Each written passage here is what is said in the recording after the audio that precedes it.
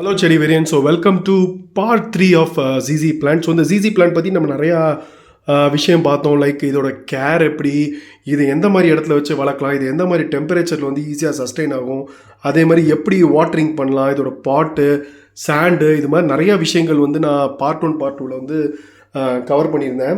இதில் வந்து நிறைய பேர் வந்து எனக்கு கமெண்ட்டில் கேட்டிருந்தீங்க, இந்த லீவ்ஸ் வந்து நேச்சுரல் ஷைனிங் இப்படியே இருக்குமா, மெயின்டைனே பண்ண தேவையில்லையா ப்ரோன்னு கேட்டிருந்தீங்க. இது வந்து மெயின்டைன் பண்ண தேவையில்லை. இன்கேஸ் நீங்கள் வந்து செமி ஷேட் ஏரியாவில் வைக்கிறேன்னு சொல்லி வீட்டோட என்ட்ரன்ஸில் வச்சுன்னு வச்சுக்கோங்களேன், ஒருவேளை வெஹிக்கிள்ஸ்லாம் போயிட்டு நிறையா வருது. நீங்கள் வில்லாவில் இருக்கீங்கன்னா அது ஒரு விஷயம், ஃப்ளாட்டில் இருக்கீங்க, பால்கனியில் வச்சுருக்கீங்கன்னா நாட் அட் ஆல் விஷயம். இப்போ சம்டைம்ஸ் வந்து நீங்கள் வந்து ஆன் தி ரோட்லேயே உங்கள் வீடு இருக்குது, இல்லை வந்து நிறைய டிராஃபிக்கான இடத்துல ஒரு வீடு வச்சுருக்கீங்க அப்படின்னா கண்டிப்பாக வந்து தூசி படிய தான் செய்யும். அந்த மாதிரி தூசி படியும் போது கண்டிப்பாக இந்த லீவ்ஸ் எல்லாம் வந்து ஒரு டிஷ்யூ பேப்பர், வெட் டிஷ்யூ வச்சு வீக்லி ஒன்ஸ் வந்து க்ளீன் பண்ணுங்கள்.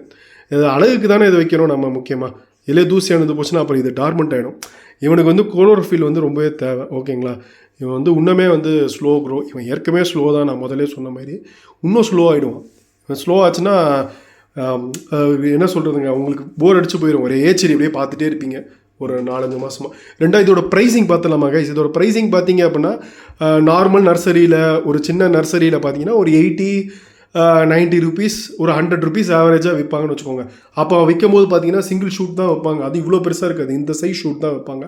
நான் சொன்ன மாதிரி அந்த இலையை வைப்பாங்க, அந்த சிங்கிள் லீஃப் எடுத்து இதை வந்து சாயிலில் வச்சா 4 months கழித்து ப்ராப்பர் வாட்டரிங் பண்ணும். சும்மா வச்சுலாம் போகக்கூடாது.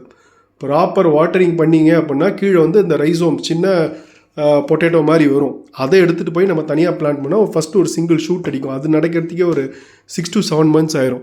ஸோ நீங்கள் வந்து கொஞ்சம் ஃபர்டிலைசர்லாம் போட்டு மரணமாக வெறித்தனமாக நீங்கள் பண்ணீங்க அப்படின்னா மேபி ஒரு குயிக்காக ஒரு 5 months இல்லை ஒரு 4 months கூட இந்த ப்ராசஸ் எல்லாமே முடிஞ்சிடும். ஸோ அந்த டைம் லைன் இருக்குது. அந்த ப்ராசஸ்னால தான் வந்து இந்த செடி கொஞ்சம் ஓரளவு கொஞ்சம் எக்ஸ்பென்சிவாக இருக்கும். ரொம்ப ரொம்ப சின்ன நர்சரிக்கு போனீங்கன்னா 100-80 அந்த மாதிரி கேட்டால் லைக் வாங்கிடலாம். கொஞ்சம் ஒரு பெரிய நர்சரிக்கு போனீங்க அப்படின்னா கொஞ்சம் இவ்வளோ பெருசு வச்சுருப்பாங்க, ஒரு ஷூட் சைஸே பார்த்தீங்கன்னா. ஸோ அவன் மாதிரி வந்து 150 இல்லை 200 அந்த மாதிரி ரேஞ்ச் கூட சார்ஜ் பண்ணுவாங்க. இது வளரதாங்க காசு. இப்போ இது சம்டைம்ஸ் பார்த்தீங்கன்னா இந்த ஆஃபீஸில் வாங்குறதுக்கு பார்த்தீங்கன்னா ரொம்ப பெருசாக ஒரு 2 feet அளவுக்கு, கிட்டத்தட்ட இவ்வளோ அளவுக்கு ஒரு இது பார்த்தீங்கன்னா எவ்வளோ கரெக்டாக ஒரு அடி இருக்குமா, இது ஒரு டபுள் த டைம் வச்சு பாருங்கள். இது மாதிரி தான் வரும். இது வந்து நடுவில் வந்து ஸ்டெம்லாம் இவ்வளோ பெருசாக வளர்ந்தாலும் வரக்கூடிய செடி கிடையாது. இது டைப்பே இவ்வளோ தான். புதுசாக ஷூட் வரும், அப்படியே கீழே வந்து முளைக்கும், அவ்வளோதான். இது இப்போ ஷூட் சைஸ் வந்து பெருசாகிக்கிட்டே போகுங்க கொஞ்சம் டைம் ஆக. ஸோ இது வந்து அந்த மாதிரி பெரிய ஒரு ஷூட், ஒரு அட்லீஸ்ட் ஒரு 2 feet இல்லை அட்லீஸ்ட் ஒரு 3 feetலாம் கூட போனீங்க அப்படின்னா கண்டிப்பாக வந்து ஒரு 800 இல்லை 1000லாம் கூட சம்டைம்ஸ் போகும். அந்த குவாலிட்டி பொறுத்து அவங்க எப்படி வளர்க்குறாங்க, 2-3 வருஷமாக எப்படி மெயின்டைன் பண்ணிருக்காங்க. ஸோ அதுக்கேற்ற மாதிரி அவங்க டிமாண்ட் பண்ணிப்பாங்க. ஸோ ரொம்ப ஹெவி ரெயின்லலாம் வச்சா இந்த பிளான்ட் வந்து செட் ஆகாது. அதே மாதிரி நான் சொல்லியிருந்தேன், ஹில் ஸ்டேஷனில் இருக்கவங்க வந்து இதை வந்து ரொம்ப கேர்ஃபுல்லாக வளர்க்கணும். ரொம்ப 10 degree எல்லாம் போனால் செட் ஆகாது. ரொம்ப வெயிலையும் கொண்டு வச்சாலும் இது வந்து செட் ஆகாது. ஆனால் ஈஸி டு க்ரோ பிளான்ட் எதுக்குன்னு அப்படின்னு சொல்கிறாங்க அப்படின்னா மெயின்டெனன்ஸ் தேவையில்லை. 5 நாளைக்கு ஒரு தடவை தண்ணி ஊற்றினீங்கன்னா போதும். இது ரீபாட்டிங் எப்போ பண்ணணும்னா ஒரு 3 years இல்லை 2 years ஒன்ஸ் வந்து ரீபாட்டிங் பண்ணிக்கோங்க. இருக்கிற மண்ணெல்லாம் எடுத்து கொட்டிட்டு ஃப்ரெஷ்ஷான மண் போட்டு வச்சுக்கோங்க. இந்த மண் நான் அப்பயே சொல்லிட்டேன் ரேஷியோ, நான் எனக்கு என்ன ரேஷியோ போட்டிருக்கேன்னு சொல்கிறேன். ஸோ உங்களுக்கு என்ன ரேஷியோவில் போடணும்னு நீங்கள் பார்த்துக்கோங்க. ஜென்ரல் ரேஷியோ எப்போயுமே நீங்கள் எங்கே போய் நீங்கள் கூகுள் பண்ணிங்களாலும், எங்கே சாட் ஜிபிட்டிலையோ இல்லை எந்த நர்சரியை போய் கேட்டாலும் ஜென்ரலாக என்ன சொல்லுவாங்க அப்படின்னா நார்மல் சாயில் ஒரு 30%, அப்புறம் கொக்கோ பிட் ஒரு 30-40%, கொஞ்சம் வெர்மி கம்போஸ்ட், இதுதான் அவங்க ரேஷியோ எல்லாரும். ஸோ இப்போ நீங்கள் வந்து pure coco peat and vermicompost ratio போடுறீங்க அப்படின்னா 40% கொக்கோ பிட்டும் 30% வெர்மி கம்போஸ்ட்டும் கொஞ்சோண்டு சாயில் போய்க்கலாம். அந்த மாதிரி ரேஷியோலையும் தாராளமாக வளரும். இது எதுவுமே இல்லை, வெறும் பியூர் சாயிலில் வைக்க போகிறோன்னா இது வளர்றது கஷ்டம். ஏன் இது வளர்றது கஷ்டம்னு பார்த்தீங்க அப்படின்னா இந்த கீழே இருக்க அந்த கிழங்கு சொன்னேன் இல்லையா, இது வந்து பியூர் சாயில். நீங்கள் களிமண் இருக்க ஏரியாவில் இருக்கீங்க, களிமண்லாம் வச்சு இதை போட்டுட்டீங்க அப்படின்னா கொஞ்சம் இது ட்ரையாக தானே இருக்கணும். இந்த சாண்டை ரொம்ப ட்ரை ஆகிடுச்சுன்னு வச்சுக்கோங்களேன், அந்த கிழங்கு வந்து அப்படி இறுகினோன்னு என்ன ஆகும்னா அந்த தண்ணி அந்த வாட்டர் ஸ்டோர் ஆகிருக்கு பார்த்தீங்களா, அது ஃபுல்லாக மண் உறிஞ்ச ஆரம்பிச்சிடும். ஸோ மண் அதை உறிஞ்சிருச்சுன்னு வச்சுக்கோங்களேன், அது வந்து ஆப்வியஸாக செத்து போயிடும். ஸோ அதனால் வந்து it's not advisable to grow in களிமண் சாயில். ரெட் சாண்டில் தாராளமாக வளர்த்துக்கலாம். ரெட் சாண்டில் களிமண் வெரைட்டி வளர்க்கக்கூடாது. நார்மல் ரெட் சாண்டில் நீங்கள் வந்து கொஞ்சோண்டு கொக்கோ பிட்டுக்கு இல்லை வெர்மி கம்போஸ்ட் போட்டு வளர்த்துக்கலாம். இல்லை பியூர் ரெட் சாண்ட்லேயே கூட நீங்கள் ட்ரை பண்ணி பாருங்கள். வளரத்துக்கான சான்சஸ் நிறையா இருக்குது. நான் அப்போயே காமிச்சிட்டேன் நான் என்ன மாதிரி சாண்டு போட்டிருக்கேன், என்ன காம்போஷன் வச்சுருக்கேன்னு சொல்லி உங்களுக்கு ஏற்கனவே நான் வந்து எக்ஸ்பிளைன் பண்ணிட்டேன். ஸோ இந்த பாட்டில் நம்ம வந்து பார்த்தது என்னென்னா லைக் இதோட முக்கியமான விஷயங்க. இப்போ இதுக்கு பெஸ்ட்டு வந்து எனக்கு நிறையா வந்துட்டுருக்கு. இது வந்து அஃபெக்ட் ஆகுமா அப்படின்னு சொல்லி கேட்டிங்க அப்படின்னா இது கண்டிப்பாக பெஸ்ட்லாம் அஃபெக்ட் பண்ணாதுங்க. அவ்வளோ ஈஸியாக வந்து பெஸ்ட்டு போயிட்டு இதை வந்து இப்போ இந்த பூச்சி அதெல்லாம் வந்து இது ஈஸியாக வந்து சாப்பிடாது. அதேமாதிரி இது ரோட்டில் வச்சுருந்தா கூட வந்து லைக் ஆடு மாடெல்லாம் வந்து இதை வந்து சாப்பிடாது, இது விரும்பி வந்து சாப்பிடாது. நிறையா பிளான்ஸ் இப்போ செம்பருத்திலாம் ரோட்டில் வைக்க முடியுமா? வைக்க முடியாது. வச்சா ஆடு மாடுங்கள்லாம் வந்து சாப்பிட்டு போயிடும். நம்ம ஊரில் பார்த்திங்கன்னா ரோட்லேயே பார்த்தீங்கன்னா மோஸ்ட் ஆஃப் த டைம் பார்த்திங்கன்னா நிறையா மாடு ஆடெல்லாம் வந்து தெரிஞ்சுட்டு தான் இருக்கும். சிட்டி சைட்லேயும் அப்படி தான் இருக்குது, வில்லேஜ் சைட்லேயும் அப்படி தான் இருக்குது நான் பார்த்த வரைக்கும். ஸோ அதனால் வந்து அந்த மாதிரி டைமில் வந்து பயப்பட தேவையில்லை. இது வந்து கேரண்டீடாக எந்த விதமான ஒரு கேட்டில்ஸ்லாம் வந்து இதை வந்து விரும்பி சாப்பிடாது. அதே மாதிரி இந்த பாட்டிங் வந்து ட்ரைனேஜ் ஹோல்ஸ் கண்டிப்பாக வேணுங்க. இதில் அடியில் வந்து ட்ரைனேஜ் ஹோல்ஸ் போட்டிருக்காங்க. அதனால் வந்து ஓவர் வாட்டரிங் இருந்தாலுமே அதை ட்ரெயின் பண்ணிவிடும். இங்கே ட்ரைனேஜ் ஹோல்ஸ் இல்லாமல் வந்து வைக்கக்கூடாது. டைப் ஆஃப் பாட் வந்து செராமிக் யூஸ் பண்ணலாம். அதே மாதிரி டைப் ஆஃப் பாட் வந்து டெரக்கோட்டா தான் கிளே இல்லையா, அது யூஸ் பண்ணிக்கலாம். அப்போ பிளாஸ்டிக் பாட்டும் தாராளமாக யூஸ் பண்ணலாம்.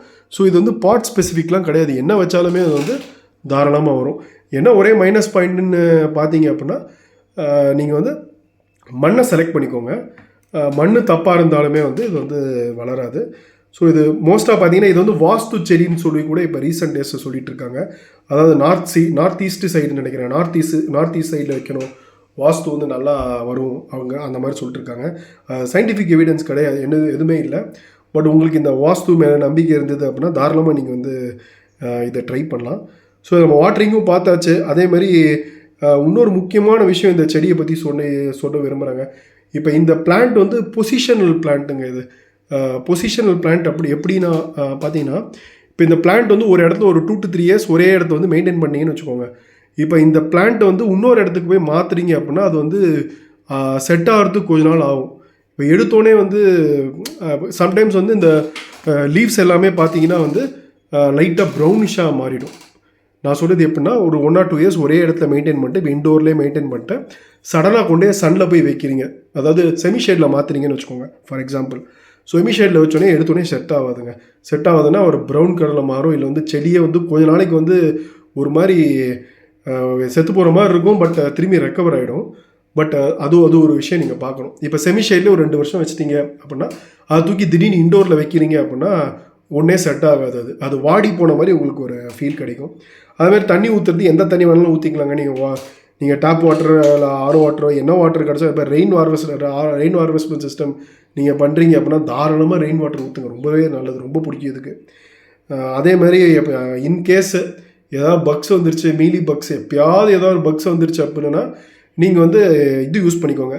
அந்த நீம் ஆயில் வந்து தண்ணியில் கலந்து நான் சொன்ன ரேஷியோவில் வந்து அன்றைக்கி எல்லா வீடியோவும் சொல்கிற மாதிரி ஒரு 1 ml to 1 liter வந்து கணக்கெடுத்து இந்த லீவ்ஸில் ஃபுல்லாக வந்து தெளிச்சு விட்ருங்க.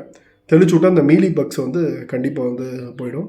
ஸோ இது வந்து நான் எப்போயுமே சொல்கிற மாதிரி இது வந்து ரொம்ப ஸ்லோ க்ரோயிங் பிளான்ட் தான், இது வந்து ஃபாஸ்ட் க்ரோயிங் கிடையாது. அதனால் வந்து இதை நீங்கள் வளர்க்குறீங்க அப்படின்னா கொஞ்சம் பொறுமையாக இருக்கணும். உடனே வருதுன்னா எக்ஸ்பெக்ட் பண்ணுறக்க கூட இட்ஸ் ஸ்லோ க்ரோயிங் பிளான்ட். இது ஆர்னமெண்டல் பிளான்ட்னாலும் சொல்லலாம். ஆமாம், ஆர்னமெண்டல் பிளான்ட்னு நம்ம சொல்லலாம். இதோட ஃப்ளவரிங் டைம் பார்த்தீங்கன்னா மினிமம் வந்து 3 to 4 years ஆகும். சம்டைம்ஸ் 2+ years கூட ஃப்ளவரிங் வரும். அந்த ஃப்ளவரிங் பற்றி அப்புறம் இதை வந்து இன்னொரு டிப்பும் இதில் தரேன், இது எப்படி கொஞ்சம் ஃபாஸ்ட் பண்ணேன்னு சொல்லிட்டு. ஸோ இந்த டிப்பெல்லாம் வந்து நம்ம நெக்ஸ்ட் பார்ட்டில் பார்க்கலாம்.